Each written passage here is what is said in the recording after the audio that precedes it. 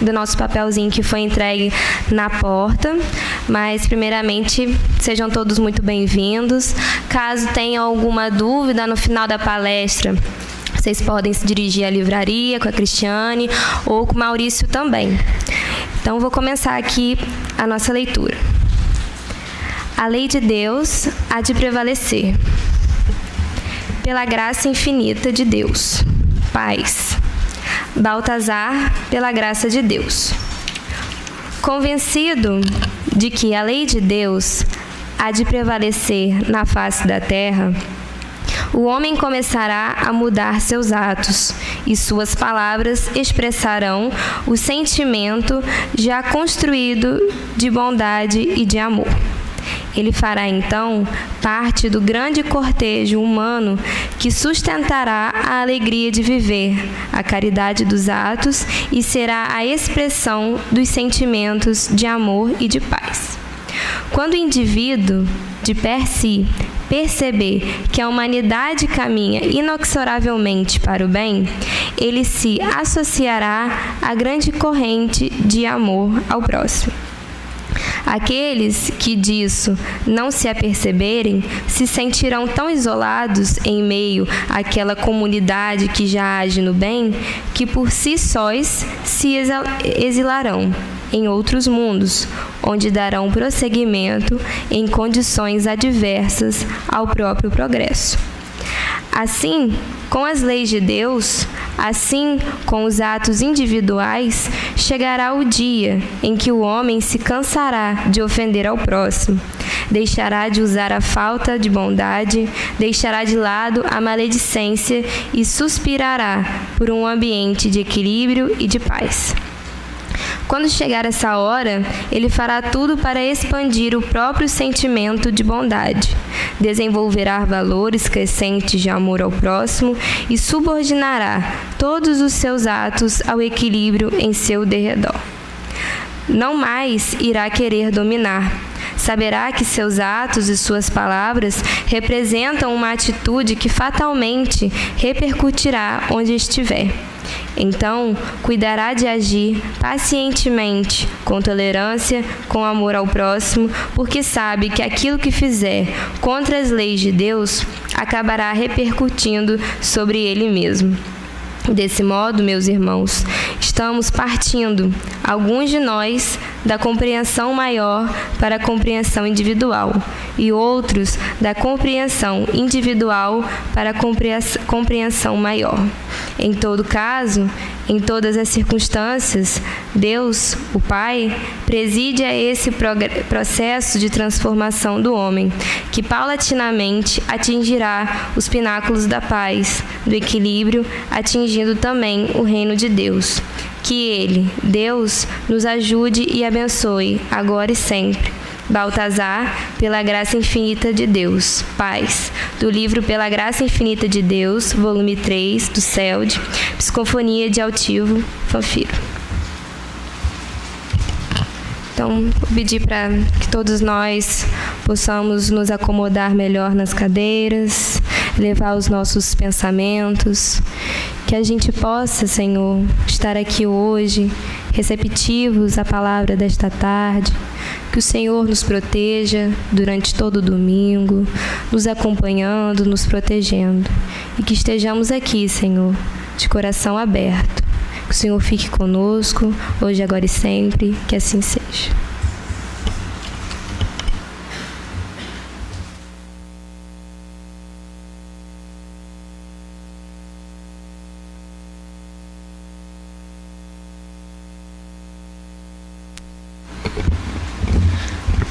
Boa tarde a todos. Sejam bem-vindos a mais uma tarde de estudo, de reflexão, na Casa do Dr. Herman, Casa do Mestre Jesus. Hoje a gente vai falar sobre o bem e o mal,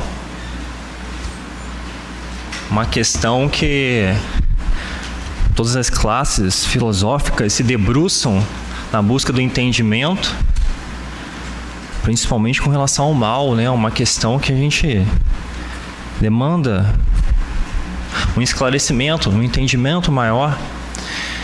E a doutrina espírita não diferente, aborda o tema. E aí a gente aborda o tema, a doutrina aborda o tema com um plus, né? Com um algo a mais.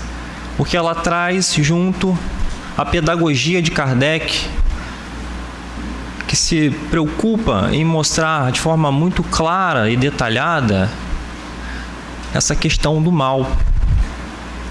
E a gente vai começar aqui na pergunta 629, a gente está na terceira parte do Livro dos Espíritos, certo? Capítulo 1. A 629 fala da moral. Que definição se pode dar da moral? A moral é a regra de bem proceder.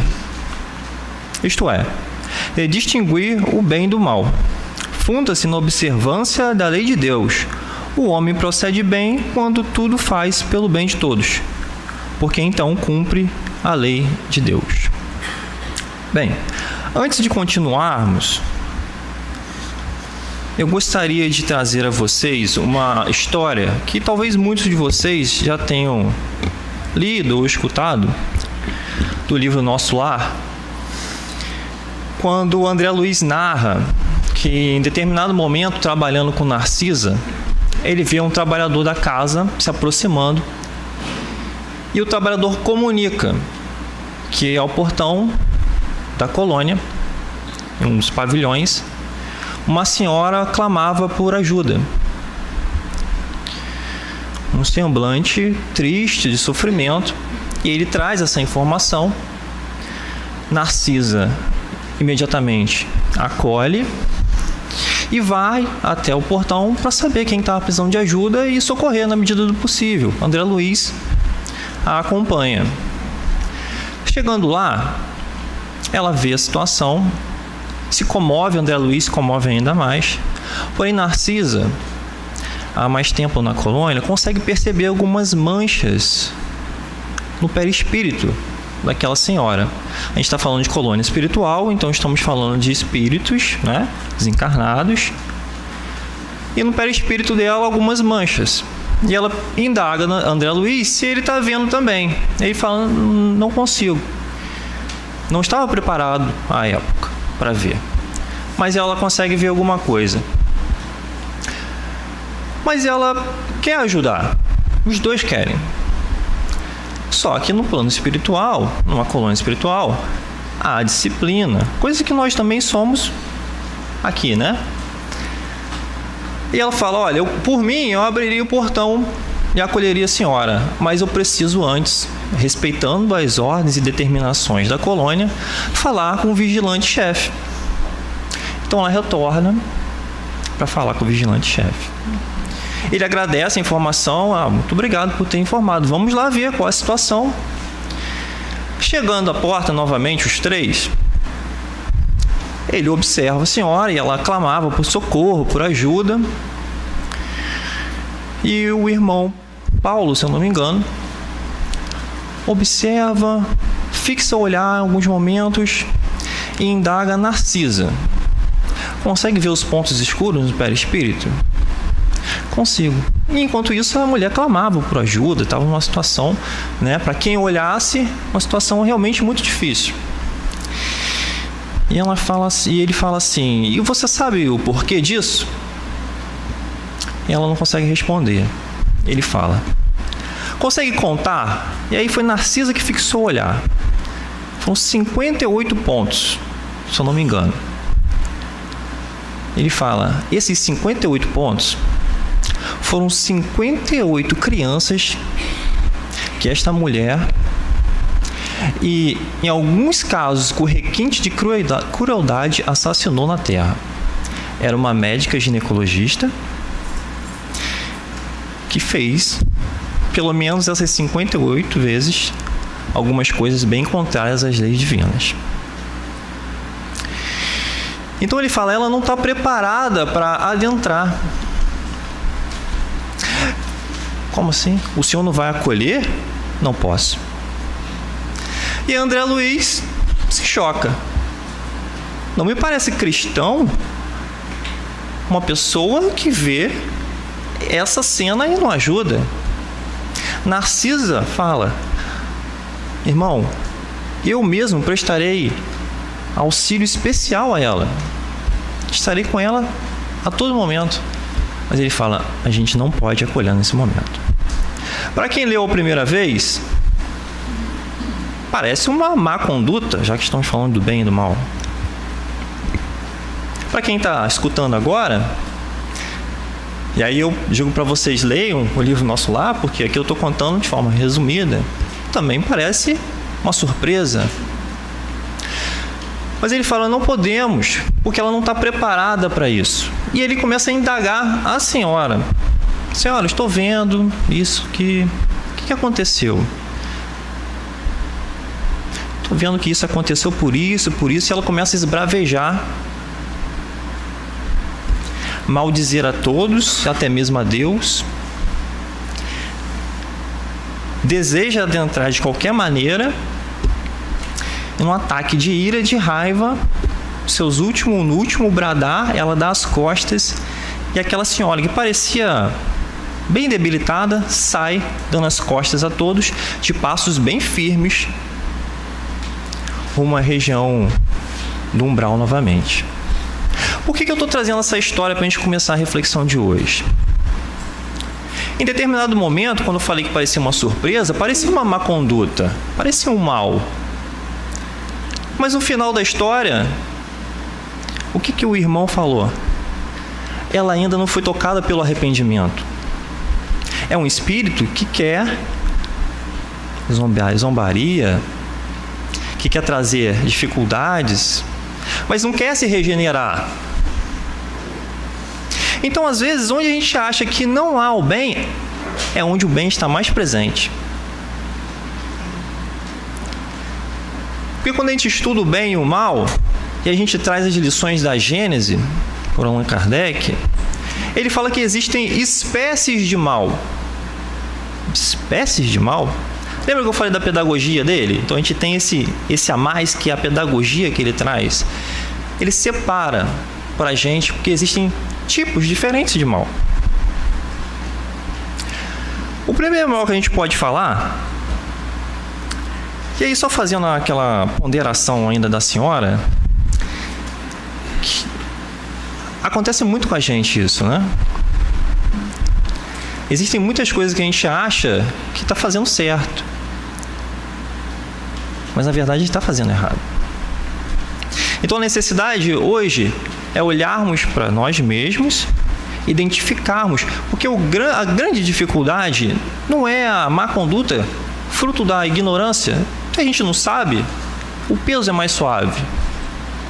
O problema maior é o que a gente faz já sabendo que está errado.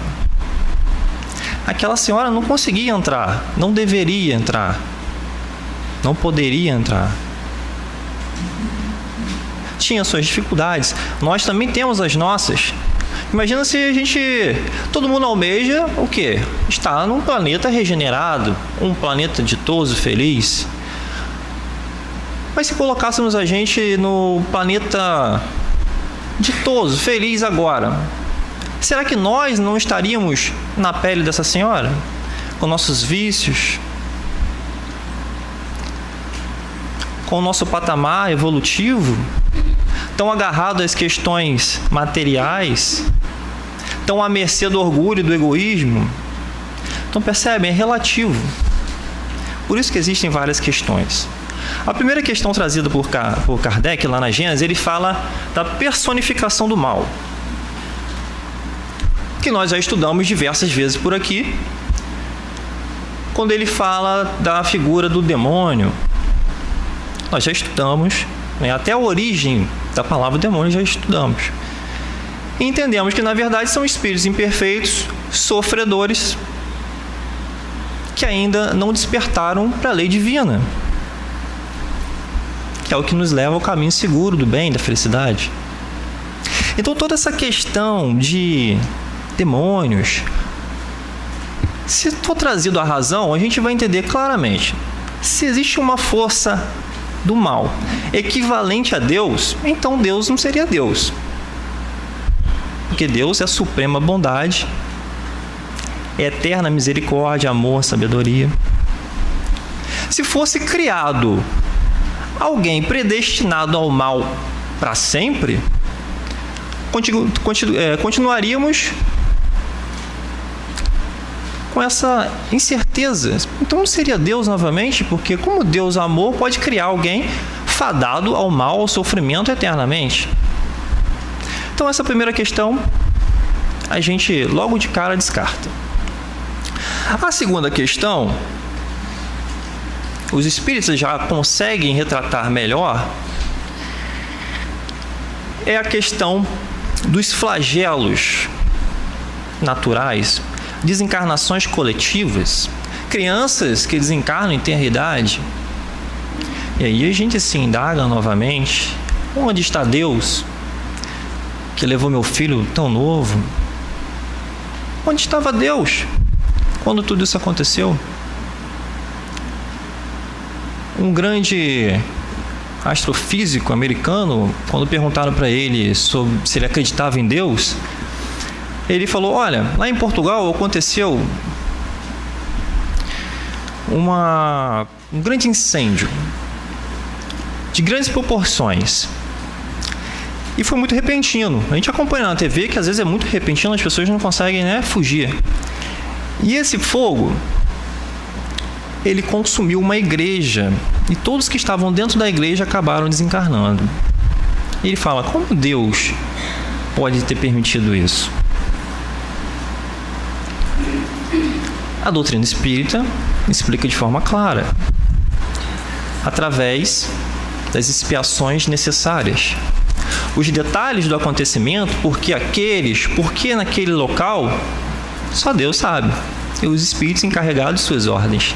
Mas nós sabemos que existe um porquê. Então os flagelos naturais, as desencarnações coletivas, aquilo que a gente toma como um mal, um grande mal, na verdade é a lei divina dando a oportunidade de expiação a espíritos que trouxeram essa bagagem. Na maioria das vezes, somos nós mesmos, quando voltamos à pátria verdadeira, plano espiritual, que desejamos passar por essa expiação.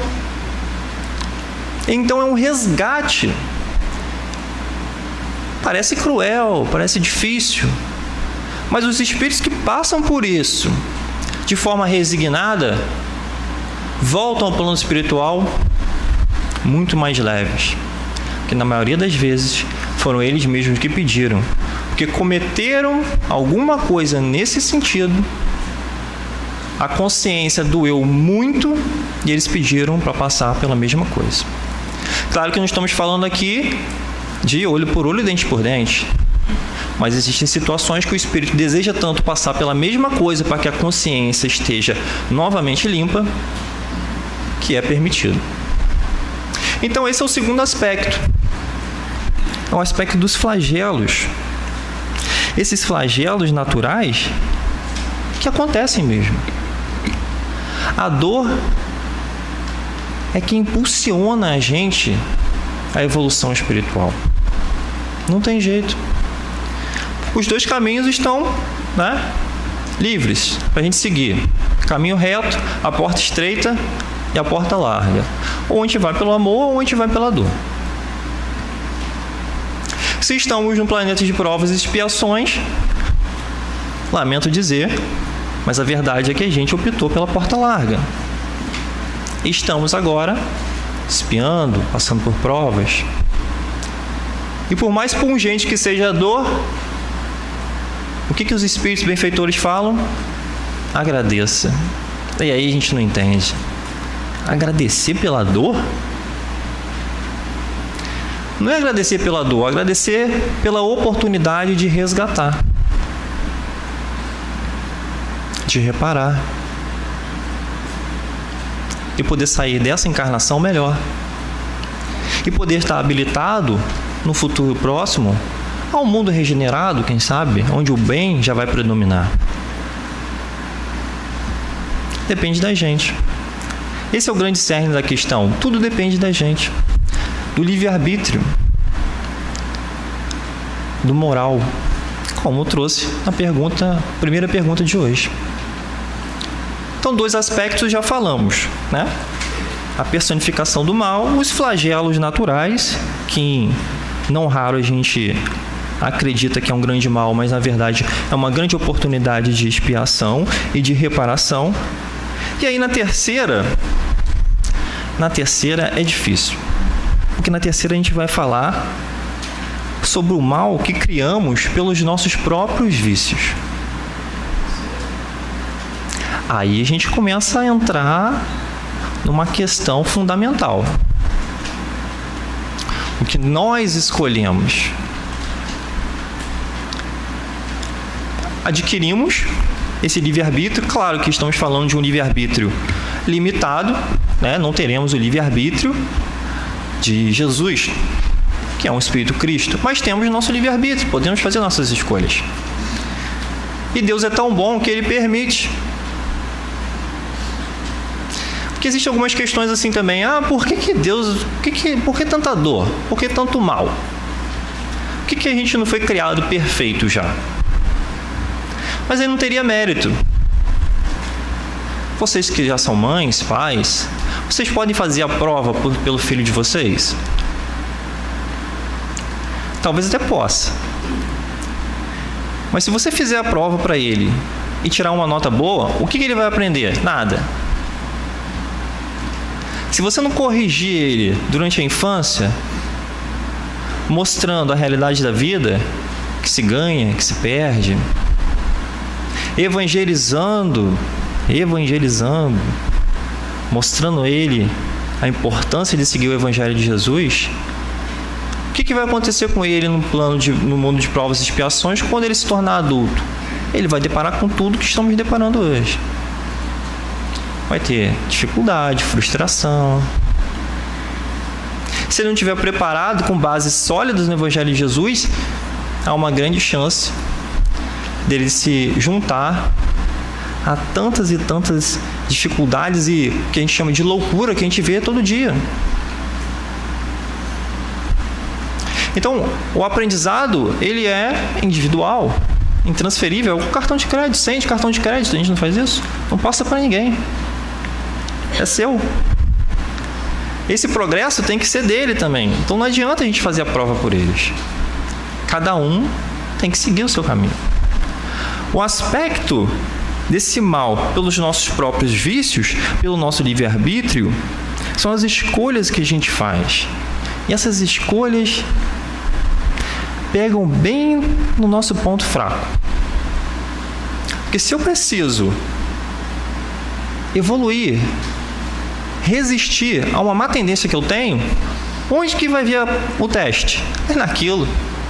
Se eu sou impaciente, onde vai vir o teste? Naquilo. Então é preciso muita força, determinação, coragem, fundamentos na bondade para poder vencer tudo isso. A Gênesis, lá no capítulo 3, eu até trouxe a Gênesis para não falar com as minhas palavras. Capítulo 3, item 6, fala assim: porém, os males mais numerosos são aqueles que o homem cria por seus próprios vícios. Os que provêm do seu orgulho, do seu egoísmo, da sua ambição, da sua cobiça e dos seus excessos em todas as coisas. Aí está a causa das guerras e das calamidades que elas acarretam, das dissensões, das injustiças, da opressão do fraco pelo forte, enfim, da maior parte das enfermidades. Há uma questão importante que Emmanuel traz para a gente. O homem, confiando mais em si mesmo do que na providência divina, transforma a sua fragilidade em foco de ações contrárias a essa lei. Eis o mal. Então, onde nós estamos depositando a nossa fé? Na providência divina ou em nós mesmos? Porque ter autoconfiança é importante. Eu tenho que ter a autoconfiança. Não, eu posso fazer. Todos nós, atletas. Há não muito tempo estava escutando, vendo uma história lá do Usain Bolt, o velocista. Na primeira prova de Olimpíada dele, ele ficou lá atrás. Tinha um problema de coluna, não conseguia correr devidamente na técnica. Ele poderia desistir. Mas o que ele fez? Falavam que ele era muito alto, que ele tinha quase 2 metros. Isso não é perfil de quem corre. Tudo o contrário. Mas ele teve autoconfiança, falando, não, eu posso e vou conseguir. Ele foi atrás de profissionais gabaritados que o ajudaram e se transformou em tudo que a gente viu, né? Tricampeão olímpico. Então a autoconfiança ela é importante. Não estou falando que não é. Mas o problema é depositar toda a sua confiança em você mesmo. Porque a lei divina quer o quê? O bem de todos. Quem tem fé em Deus, consequentemente, quer o bem de todas as pessoas, porque está alinhado com a lei divina. Mas quando a gente coloca nós mesmos no centro, ou seja, o egocentrismo, a gente começa a criar leis próprias. Porque é tudo para mim e eu sou sempre o melhor. Fruto do quê? Egoísmo e orgulho. As duas chagas da humanidade. Eu começo a criar leis próprias e essas leis próprias, 100% das vezes, me afasta da lei divina. E todas as vezes que a gente se afasta da lei divina, o que vem? A jato, a dor e o sofrimento. Não tem jeito. Por isso a questão do livre-arbítrio. Eu tenho esse poder de escolha. Pela bondade e misericórdia divina. Porque Ele quer que a gente tenha mérito. Só que enquanto eu escolho o egocentrismo, enquanto eu escolho estar distante da lei do Pai, eu vou angariar dor e sofrimento para mim. Aí no capítulo 5 do Evangelho, traz pra gente justiça das aflições. Por que eu sofro tanto? Por que eu estou tão aflito? Por que tanta dificuldade? Causas atuais, causas anteriores às aflições. Reencarno com dificuldade. Estou reencarnando, estou passando por uma dificuldade muito grande. Por quê? Por que se eu sou tão bom? Por que se eu tenho uma conduta de vida tão reta nessa encarnação, eu passo por tanta dificuldade? Mais uma vez, porque está sendo dada a você a oportunidade de resgatar algo lá de trás. E aí tudo se encaixa. Essa pecinha de Lego encaixa todas as outras peças de Lego, que se chama reencarnação. Vai clarear para a gente o porquê das coisas. E a gente toma fôlego. Porque a gente entende e entendendo, a gente segue adiante. Essa é uma das grandes questões que o Espiritismo traz para a gente. Que ele consola e esclarece, dando-nos força para seguir.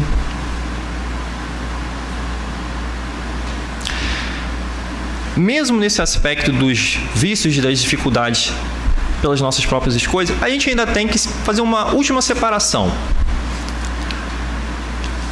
que é a separação do estagiário e do funcionário antigo. Porque eu posso, no meu proceder, estar me afastando da lei divina, como a gente falou.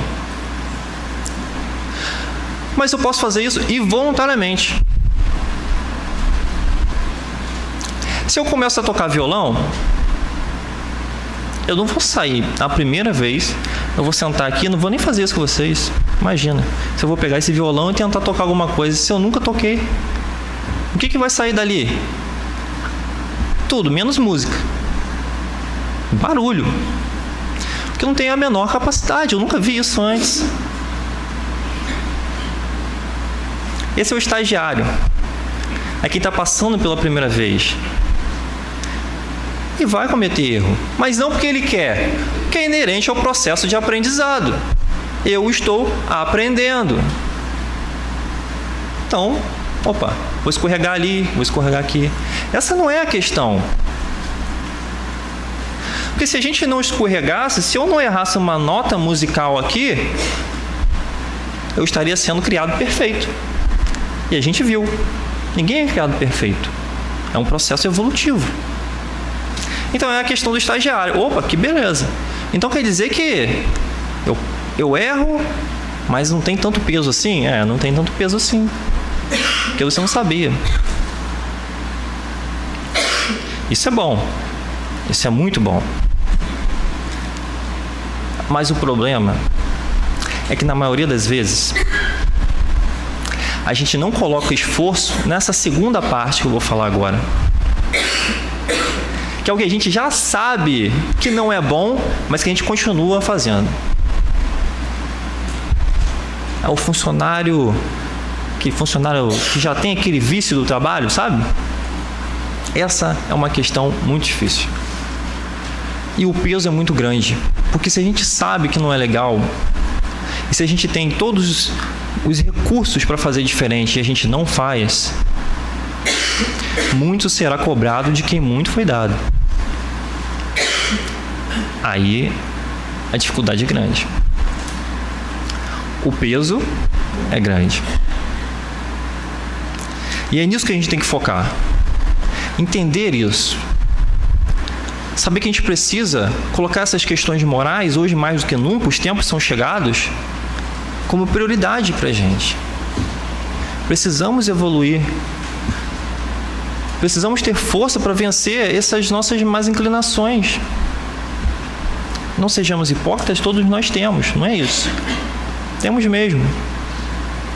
E também não vamos entender que de uma hora para outra isso vai ser resolvido, porque a natureza não dá saltos. Não é por aí. Mas a gente precisa começar a olhar para isso com carinho. Identificar, fazer o diagnóstico correto. Opa, peraí, isso aqui... alguém pisou no meu calo, como a gente fala no dia a dia. Aí vem aquele ataque de ira. Pode acontecer? Pode. É uma emoção, uma reação que a gente tem. Mas a questão é voltar à razão o mais rápido possível, encaminhar isso. Porque se eu estou vindo de uma bagagem de impaciência, de milênios, de reencarnações e reencarnações, de hoje para amanhã eu não vou conseguir equacionar. Mas eu posso começar a combater isso. Por isso que não nos é pedido a perfeição agora, mas nos é pedido a vontade. Livro dos Espíritos. Se poucos de vocês, ou melhor, se todos vocês tivessem um pouco de vontade, já poderiam estar muito melhor. Porque a gente não tem, a gente se compraz. A gente vai fazendo da encarnação uma coisa amorosa. A gente prefere ficar em casa, que fazer um trabalho de ajuda a alguém. Eu passo pela rua, vejo alguém em necessidade, mas eu desvio o olhar. Passa alguma coisa na TV, eu desligo, porque eu não quero ver aquele sofrimento. Aquele sofrimento é muito sofrimento para mim. Não faço uma prece, não vou desenvolvendo o sentimento. A primeira coisa que a gente tem que fazer é desenvolver o sentimento. Mais uma vez o Evangelho traz para a gente, quando fala de piedade, fala assim, piedade é esse grande primeiro passo, que é você começar a prestar atenção no irmão que está em dificuldade. Ele fala, até um pouquinho ácido, porque é um desenvolvimento pelo sofrimento de alguém, mas é um grande primeiro passo. Buscar os bons hábitos, os bons pensamentos dia a dia, para que a gente vá saindo dessa sintonia. Quando a gente fala muitas moradas na casa do Pai, eu me lembro que teve um encontro de Jesus, que é sempre dezembro aqui na casa, esse ano vai ter novamente, estão todos convidados, e o tema foi há muitas moradas na casa de meu Pai. E a gente traz a concepção das muitas moradas, dos orbes que existem por aí, os planetas ditosos, planetas de regeneração, planetas de provas e expiações, mas também as moradas íntimas. Então a gente precisa sair dessa morada de indiferença, identificando que somos todos irmãos, estamos todos juntos numa caminhada, e não é o planeta que vai se regenerar e todo mundo vai se transformar em espírito mais feliz. Somos nós que vamos juntos construir isso. Isso dá conotação de união, de fraternidade. Ninguém vai fazer isso isoladamente. Precisamos adentrar a esse tipo de pensamento. Precisamos resgatar. E é possível. É possível. A gente tem tantos exemplos por aí de espíritos que conseguiram, até mesmo numa própria reencarnação, na atual reencarnação. E a gente fala, mas isso é muito distante. Saulo de Tarso, que se transformou em Paulo de Tarso, de perseguidor dos discípulos do Mestre a um grande propagador do cristianismo. Mas é Saulo de Tarso. Tudo bem, mas que a gente vai fazendo o nosso também. E tantos outros. A questão é diagnosticar esse mal moral que ainda habita dentro da gente. É ter certeza que a gente ainda tem, que ainda temos. Porque se a gente achar que não tem, se eu achar que não, se eu vou no médico e ele fala, você está com uma dificuldade aqui, aí você sai do médico e fala, não estou não, esse médico está errado, então você não vai se tratar como deve. Mas se você identificar naquilo que é uma oportunidade de imediatamente começar um processo de recuperação, as coisas vão ser muito mais suaves e rápidas. Então, essa questão do mal é uma questão que envolve muita informação. Tem todos esses aspectos, mas o que a gente tem que deixar hoje é o mal moral, é a nossa questão moral, é o que a gente está fazendo com o nosso livre-arbítrio, é quanto a gente tem que olhar para isso, identificar o que temos, porque nós também temos nossas virtudes, é verdade, mas identificar o que a gente ainda não tem de tão bom e começar a combater. É o bom combate de Paulo de Tarso. E dia a dia, de pouquinho a pouquinho, a gente vai melhorando, a gente vai evoluindo nesse processo, porque a fatalidade, o que de fato vai acontecer com a gente, é sermos felizes. A gente pode ir por uma estrada muito mais rápida, ou a gente pode ir por uma estrada tortuosa e muito mais lenta. Depende da gente. Então que o Mestre Jesus fique com todos nós, que vocês tenham uma ótima tarde, uma ótima reflexão sobre o assunto. Que assim seja.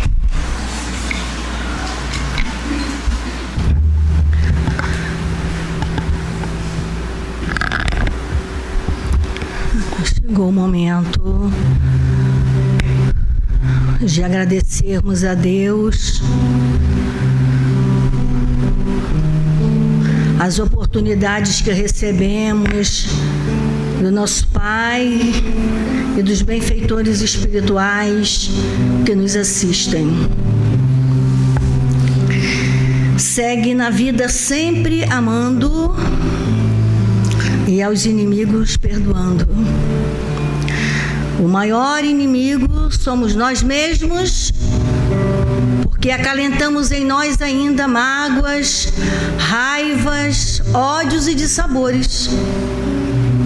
São situações e vibrações que atrapalham a nós, porque o sentimento é de fundamental importância e precisa estar na escala do amor de Jesus para podermos cuidar de nós e cuidar dos companheiros. Segue na vida sempre amando. Caminha na leveza do espírito, da alma que quer mudar, que quer se melhorar, que quer se auto-enfrentar. Para compreender que, numa vibração mais aprimorada, mais leve, mais suave, nós vamos encontrando também o que tanto necessitamos, que é o nosso equilíbrio. Equilíbrio físico, emocional e espiritual. Somos nós que precisamos cuidar de nós mesmos e caminharmos seguros e serenos com a intenção cada vez melhor de amar uns aos outros, de ajudar a quem necessita, quem precisa. Jesus querido e amado nos envolve nas brandices do amor maior. Acalenta nossa alma sofrida, nossa alma que dói, que tem dificuldades, que tem medos, mas que só depende de nós mesmos a determinação, de uma leitura aprimorada da lei e seguirmos em tranquilidade, amando os companheiros e irmãos de caminhada, perdoando em espírito e verdade, Aí sim, diante da própria dor, das experiências que precisamos ainda experimentar, caminharemos com serenidade, com suavidade, com leveza, porque a confiança, a fé, que a fé é a entrega verdadeira a tudo que nós precisamos aprender, a fé construída na rocha, a fé na certeza de que não estamos sozinhos, essa entrega ao querido e amado Mestre, ouvindo as teus orientações e prosseguindo na serenidade e na paz. A paz tão almejada por todos nós.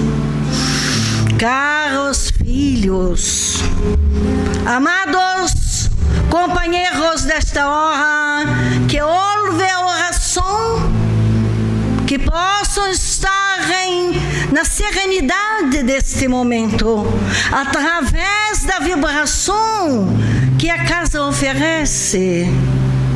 Apacenta o coração, a serena alma, para poderem dar contas das tribulações necessárias ainda no aprendizado terreno.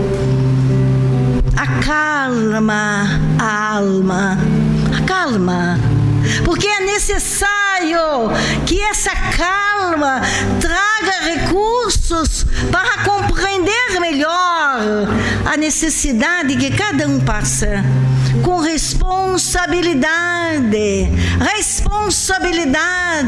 disciplina e equilíbrio.